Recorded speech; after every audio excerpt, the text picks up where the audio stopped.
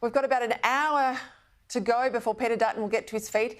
He'll deliver the budget address in reply. He was here on the program last night, James. He said housing, energy and national security were his policy priorities. We learned today that he'll make migration a feature of tonight's big speech. Now, to set the scene, remember on Tuesday night, Labor proposed they will cut migration. But this week, they've also been forced to revise up their net migration numbers. So they're not off to a good start. It'll go from 375,000 a year to 395,000. And to put that into perspective for people at home, that still at 395 is double the long-run immigration average under John Howard's government. So any idea they're going to actually tackle this high migration? Well, I reckon that's a con.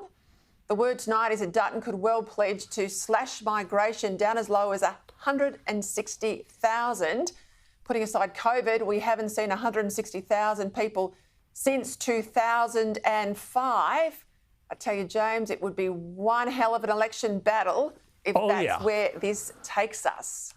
Well, yeah, that's exactly right, Peter. And, you know, I'll tell you, this issue, I think, is so important. I think it's really important for the coalition to face this head on, simply for the reason that this is the issue, that crystallizes that kind of divide between the elite political class and everybody else. You know, immigration has in politics for the longest time been this kind of third rail that you're not allowed to touch. You know, if you say anything about it, if you criticize it, you're immediately labeled racist and xenophobic and against multiculturalism and all of these things.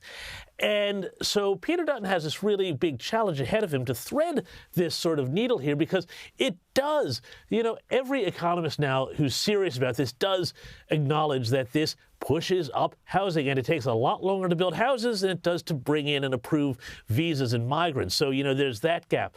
But we're also seeing an awful lot of tension in terms of community cohesion. We've seen this play out hugely, I think, with the Israel and Gaza issue. And the real divide in this community, in our community, over this issue, you know, which has been driven a lot by different migrant communities with different views on this. And the thing is that people are really realizing that, you know, some migration is good. It is good for the country. But overall, what you're talking about is a way to sugarcoat the fact that we're in a per capita recession. Our household income, our standards of living are all going backwards. More congestion, more traffic, you know, harder to get a house, harder to get to the ladder if you're a younger person.